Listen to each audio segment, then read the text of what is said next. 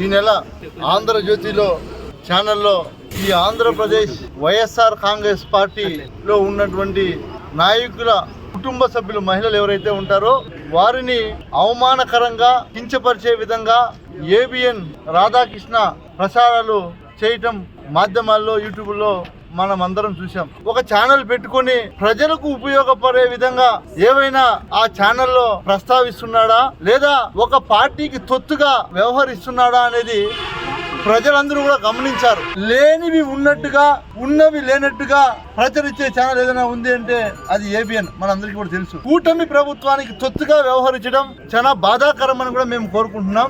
మీ ఇండ్లలో కూడా మహిళలు ఉన్నారు, గుర్తుపెట్టుకోండి. మీకు కూడా బిడ్డలు ఉన్నారు, మీకు కూడా అక్క చెల్లెలు ఉంటారు. ఇవి మీకు కూడా వర్తిస్తుంది అని కూడా నేను తెలియజేస్తా ఉన్నా. ఆంధ్రప్రదేశ్ మహిళలు కన్నెర్ర చేశారంటే ఏబిఎన్ ఆఫీసు అడ్రస్ గల్లంతైతుంది, గుర్తుపెట్టుకో.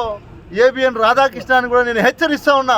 ఎందుకంటే నువ్వు నీ బతుకు మీడియాలో ఏ రోజైతే నువ్వు మహిళల పట్ల అసభ్యకరంగా ప్రవర్తించావో దాన్ని వైఎస్ఆర్ కాంగ్రెస్ పార్టీ తీవ్రంగా ఖండిస్తున్నాం. ఈ మాటను వెనక్కి తీసుకోకపోతే రాబోయే రోజుల్లో ఖచ్చితంగా ఇదే మహిళలు చెప్పే టైం దగ్గర పడుతుందని కూడా మేము హెచ్చరిస్తున్నాం. ఖచ్చితంగా ఇది ఇలాగే కొనసాగితే నీకు కూడా తీవ్ర ఇబ్బందులు ఎదురైతాయి, గుర్తుపెట్టుకో. వైఎస్ఆర్ కాంగ్రెస్ పార్టీ శ్రేణుల వల్ల అని కూడా తెలియజేస్తున్నాం. అమరావతి గడ్డెక్కే పరిస్థితి లేదని మీకీ తెలుసు. కాకపోతే వీలైనంత దోచుకోవాలనే ఆలోచనతో మీరు దోచుకునేదానికి ప్రయత్నిస్తున్నారు తప్ప ఇంకేం చేయట్లేదు.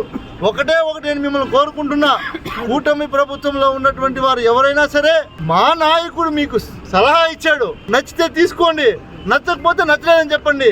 ఇలాంటి ఛానల్ని అడ్డు పెట్టుకొని మహిళలను దుర్భాషలు ఆడితే ఖబర్దార్ చెప్తా ఉన్నాం. రాబోయే రోజుల్లో తగిన మూల్యం చెల్లించాల్సి వస్తుందని కూడా తెలియజేస్తా ఉన్నా.